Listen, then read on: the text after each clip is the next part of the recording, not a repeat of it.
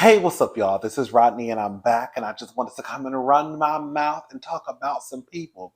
Baby, listen. All right. So, this is according to Radar Online. So, Kenya Moore's ex husband, it's Kenya Moore's ex demands, but legally she's still married to the man, demands she be found in contempt. Furious 4-year-old daughter was near RHOA argument. I said, girl, girl, it is comical that all of a sudden an argument is what gets his girl skirt tied in a bunch. As much, girl, as much disrespecting, girl, as much slick talking he did in front of Brooklyn. Now all of a sudden, girl, it's an argument, girl, that happened down at Kenya's job that's bothering him. Marc Daly has a whole bunch of nerve. I know we ain't got into the article, but Marc Daly has a whole bunch of nerve. I ain't never seen, no, yes, I have. Yes, I have. It's always the ones who are FaceTime fathers at best that have the most to say.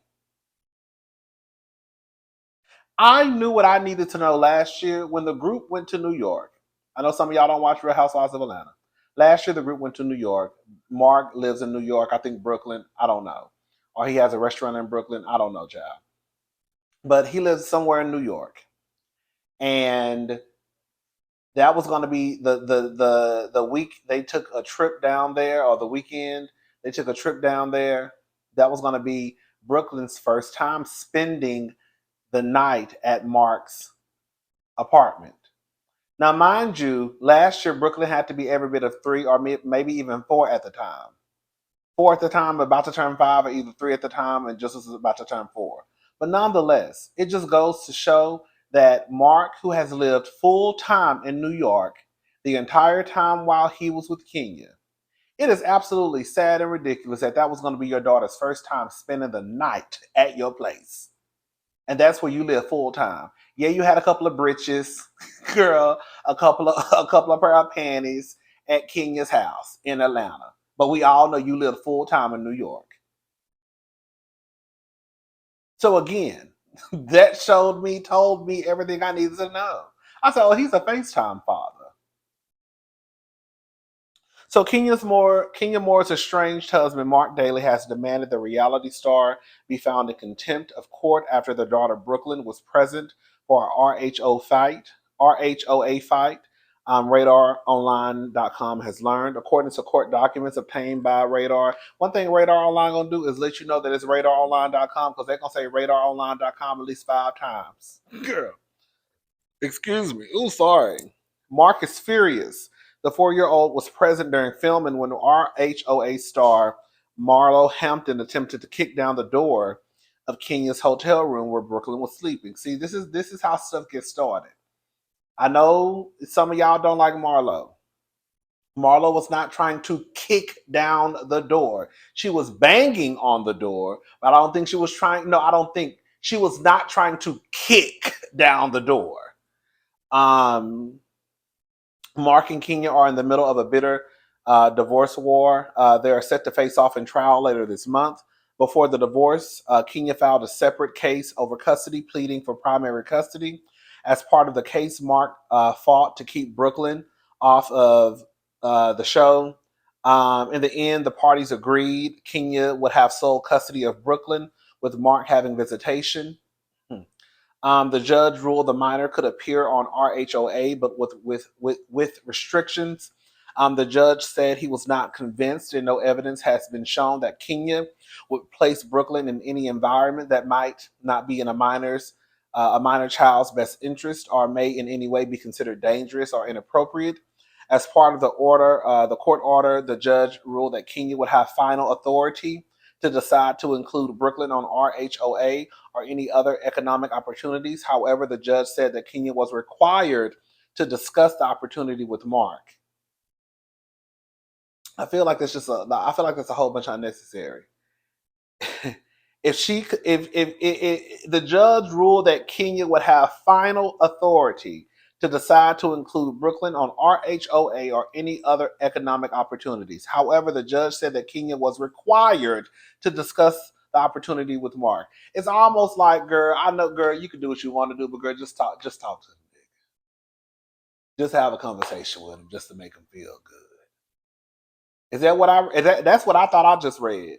You know, we have our own interpretation of when we read things, our own perspective when we see things, whatever the case may be. Girl, I that's what I feel like I just read.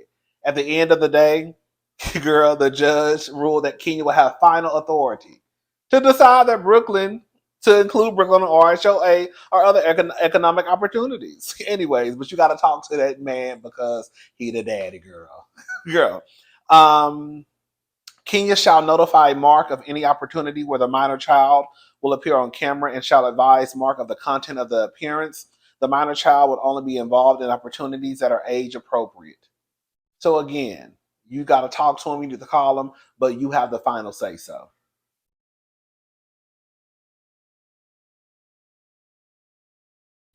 According to Mark's newly filed motion, he claims Kenya violated the court order by filming a home run in pizza commercial prominently featuring Brooklyn without any discussion with him. Mark said he learned of the commercial through the internet. And this is what I be talking about. Whenever I said that, Kenya on the show, I know some of y'all again don't watch the show. You may not be interested in the season or whatever, but Kenya has embryos, and she, I guess, was thinking about whether or not she should use the embryos. Mark is the father. Um, and I remember her saying something along the lines of maybe she could get Mark to, I guess, sign off all legal rights if she decided to, I guess, girl, let the embryos do what the embryos do. And I just feel like Kenya is too smart to, she's too much of an intelligent woman, just an intelligent person to be like that, like dumb though. I hate to say it. And y'all know that it's my girl. I'm the captain of Team Twirl. Okay, but girl, we all so honest. Okay, we just don't follow the leader blindly. No, we ask questions. We have questions and concerns. I'm the one that's gonna ask 1,000 questions before I say yeah. Okay. Um, Girl, this man is already putting you through the ringer with Brooklyn. He barely even sees that little girl, and y'all know it. Girl, the first time, I can guarantee you, Brooklyn knows her way around her home. I can guarantee you, Brooklyn knows everything about her home. But when she goes to see that man, she don't know nothing about that man apartment. She like, girl, where am I? What is this? I want to go back home. But you are thinking about having more children with the man who's already putting you through the ringer with the one that you have. I think that would be the dumbest thing to ever happen if Kenya did that. I get the whole thing. Kenya is a woman of a particular age. The shop is closed. You know, the shop may be closed. Girl, the kids are here having babies at 79. So I don't know, girl. But I do know that her pregnancy was one of the worst that her doctors had ever seen. So, as far as I'm concerned, the shop is closed. And she needs to look at Brooklyn as her miracle child and let it be what it's going to be. And be the mama that your mama wasn't. Further, he said the court order stated Mark shall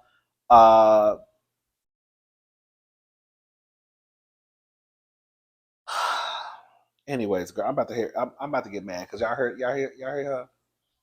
Mark also basically says that he requests phone calls and FaceTime with Brooklyn. I'm sorry, Mark said he repeatedly requests calls and FaceTime with Brooklyn and provides available times, but claims Kenya fails to respond. He said he only talked to Brooklyn twice in June and accused Kenya of refusing to cooperate with the in-person visits. Girl, I hate this. I mean, I have this belief. I do have this belief that when it comes to your child, you're gonna do whatever you need to do to make sure gonna see your child. I don't give a damn if Marc had to fly to Atlanta, then go to the police station and have the police escort him to Kenya's house to see his child. If that's what he needed to do in order to see his child, and he felt like Kenya was cutting up and acting a fool, then that's what he should have done.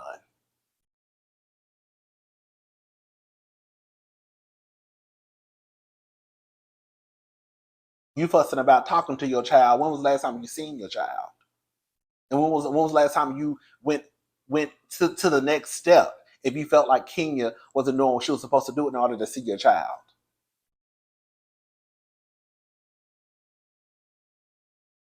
Sick of him. When I say I do not like Marc Daly, and when I say Marc Daly is trash,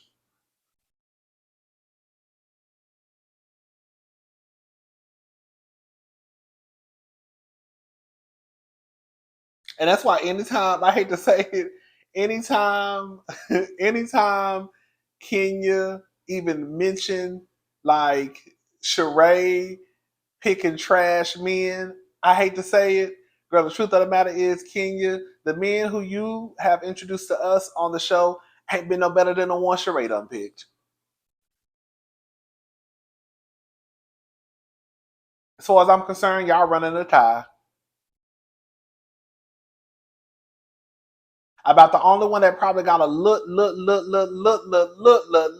room to talk, girl, believe it or not, is Candy Burris. Other than that, most of everybody else, if not everybody else, needs to just zip it up, girl, lock it up, and throw away the key. Because can't nobody say nothing about nobody's man or the men they be dating because, girl, all of them trash. And that's not necessarily y'all fault. Because clearly, girl, if everybody dating trash men, that just means that's trash men are everywhere. But all I'm saying is, Ken, you gonna have to stop also acting like, girl, the niggas who you done brought into the show, from Marc to Walter, who's told everybody that you paid him, to what was the other one who tore up your house and got beat up by Peter? What was that nigga name? What was that nigga name? I cannot. I told a girl. I never told y'all that I saw him at Nordstrom here in Houston one time. Yes, I forgot his name. Matt. What's his name? Matt. He was big and tall, and Peter beat him up at the radio station. Anyways, I saw him at the mall one time in Houston. Then he got arrested. Kenya basically was saying how he, was a little violent. And some of y'all who hated Kenya thought he was lying. Then all of a sudden, girl, a few years down the line, girl, he got arrested for basically, I think I think it was an alleged DV incident with his former, I guess, girlfriend. I say former because man, they could still be together, girl. Anyways, that's what's going on with Kenya and that man of hers.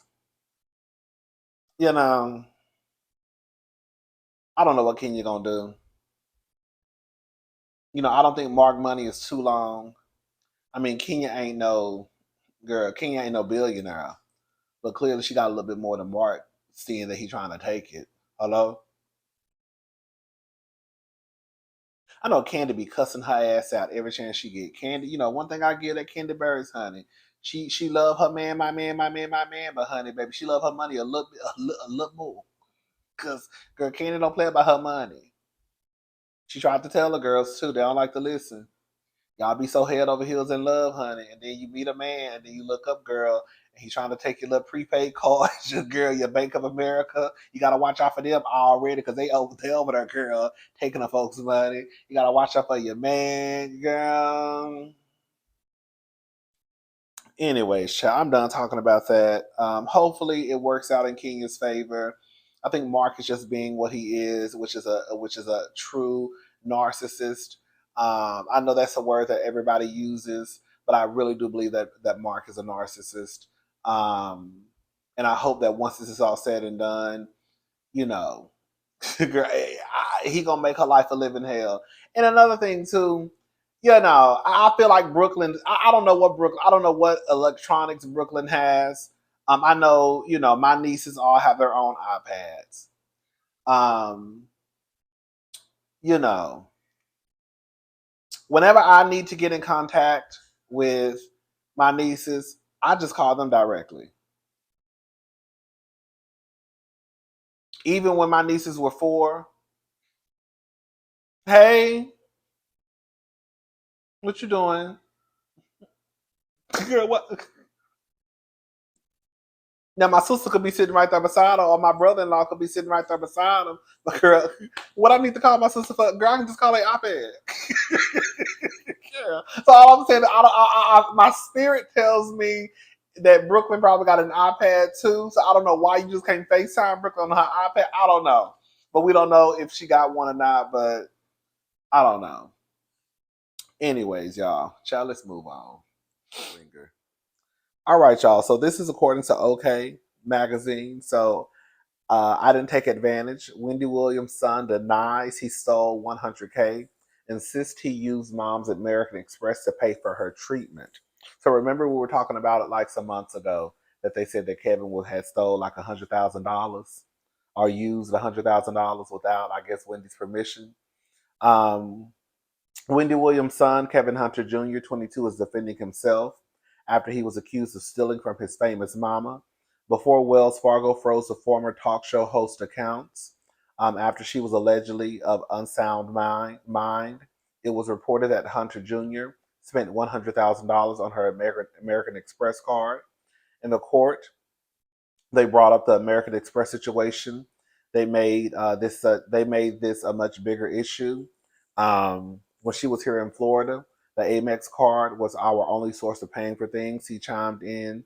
He claimed in a new interview, the Amex was the only source of paying for things after that, especially when it came to the doctor's appointments and private planes to get her to and from appointments in New York. I had to look for ways to transport her. If we had to get an appointment up there in New York, we would have to book a private plane. If we had to make a certain appointment down here, we had to book it on the Amex. Hunter Jr. explained he cared for his mother in Florida from late 2021 until the spring of 2022 before she potentially returned to work in New York City. They knew that having her here in Florida, they were losing a lot of their earnings, he said of Williams manager Bernie Young and her financial advisor for Wells Fargo. Having her here in an environment where the number one priority isn't being at the Wendy Williams show or to be at a certain appointments or whatever, they were more annoyed by the fact that they didn't have the control that they had over her all these years from my perspective. Hunter Jr. said he previously used a credit card before the health woes made headlines and she had to be watched. Before everything that happened, ever since I was young, starting in the 6th grade, she always allowed me access to a credit card, whether it was for an emergency or because I wanted something. And what she would do was she would read her credit card statement at the end of the month, and I never took advantage of it. It was never something that she would ever say it was an inconvenient or anything like that. It was always something she wanted to do because she wanted me to enjoy certain access to things as her son. I know that's right. Once everyone else got involved and saw who I am and all of this, and that I was very serious about keeping her in a state of healing, and I was going to take a certain amount of money to bring her. I'm sorry, and I wasn't going to take a certain amount of money to bring her back to New York. I said, "Listen, I appreciate the offer, but once I made that clear that I was very serious, then it became about certain evidence being brought up against me, and transactions were brought up against me to make it seem as like I was taking advantage of her American Express account." The reality of the situation was I had never had a reason to go behind her back to buy something that I would want. If anything, she'd offer to get things, and I would say, "Mom, that's a lot." Girl, there's some more. I'm not gonna read the rest because it's a lot, girl. That was a lot what I just read. All I'm gonna say is this. My good eyes on Kevin and my good eyes on that daddy too.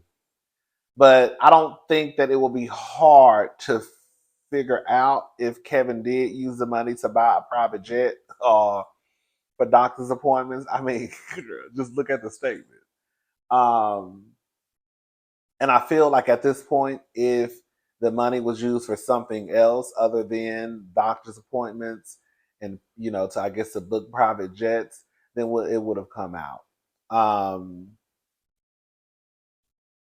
could I believe that Kevin was using the card to kind of probably go shop and buy a couple of shoes here and there? I could see that. I could,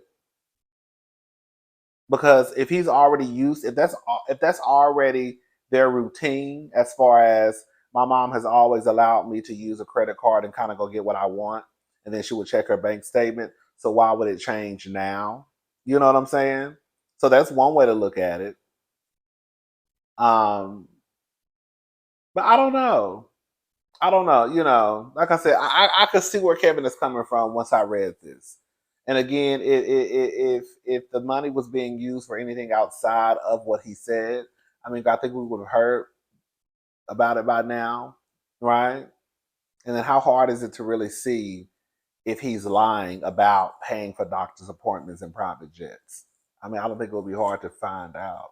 I mean, girl, y'all digging through all her other information. So, girl, just see girl, pull her American Express statement. That's it. Anyways, child, shout out to my auntie Wendy, honey. Shout out to Kevin Jr. Girl, what else? I'm hungry. I really want me a old nasty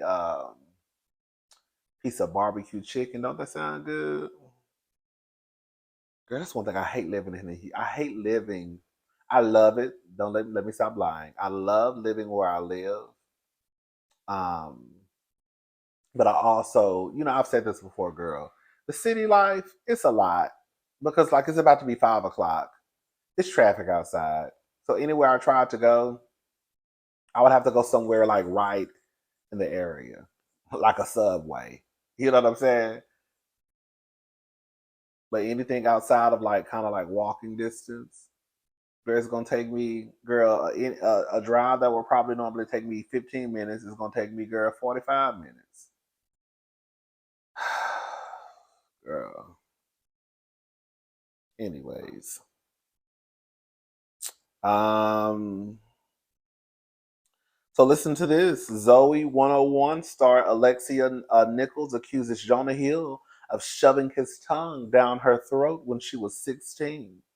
Oh wow, this is according to Hollywood Unlocked. Oh wow, after text messages were leaked by Jonah Hill's ex Sarah Brady, where she shared a series of text messages allegedly from Hill asking that she delete certain photos from her Instagram account and refrain from spending time with certain people to respect his relationship boundaries. He is now being accused of something new.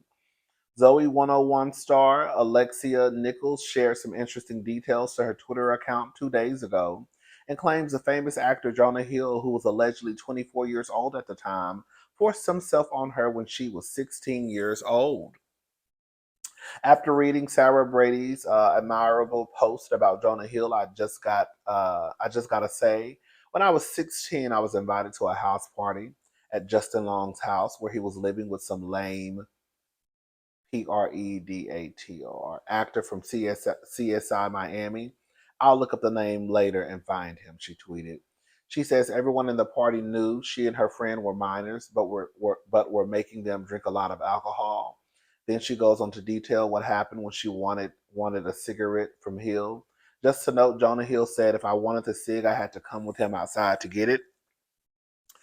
He didn't go all alone. They were all aware I was 16. She followed him with another tweet. She followed up with another tweet reading, Jonah Hill didn't hand me a cig, which I thought was weird. And then as we walked back to the door, I asked him for it, and he said nothing but slammed me to the door and shoved his tongue down my throat. I was so appalled, I pushed him off of me and ran inside.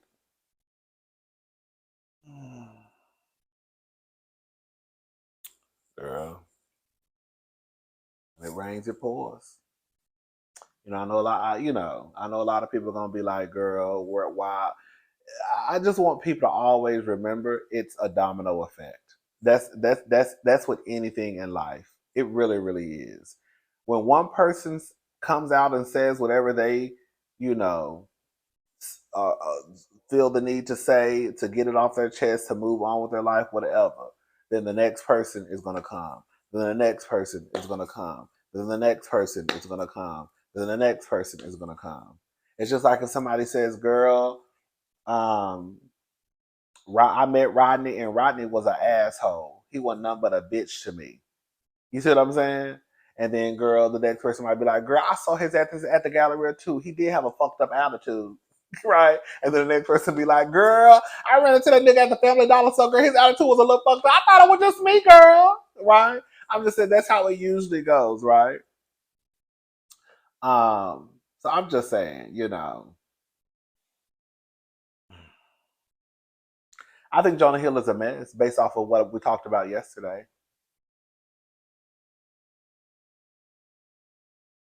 We talked about what Sarah Brady said, and I thought that, you know, I want to read something.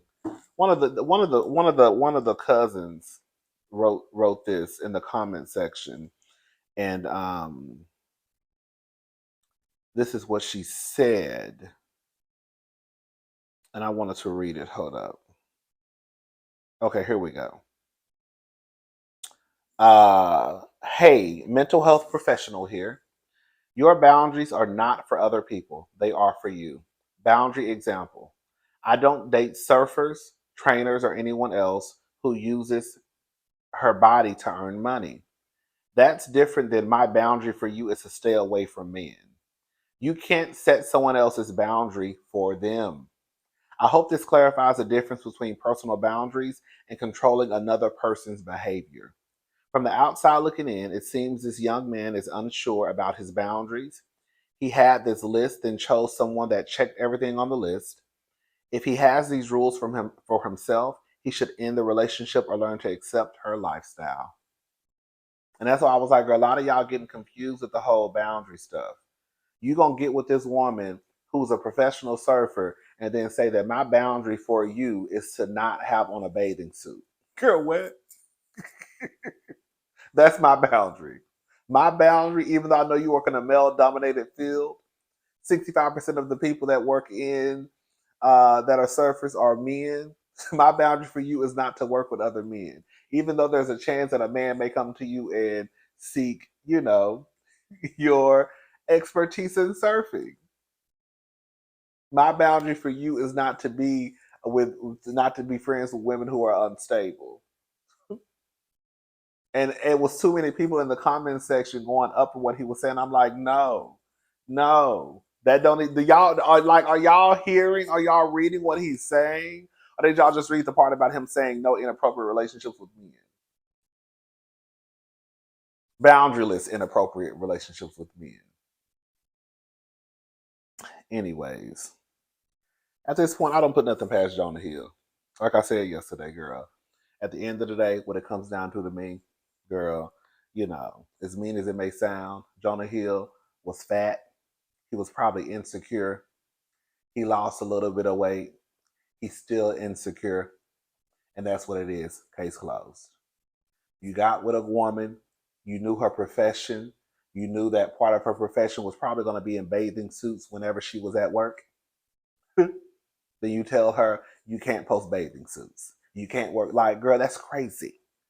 That's controlling 101, crazy 101. Now this story with Zoe 101, we gonna get some more details. I think I also read that of course he is denying what she's saying. I mean, girl, when is somebody gonna ever say that, girl, yeah, she's telling the truth? All right, y'all, I'm done. I'll talk to y'all later. Bye.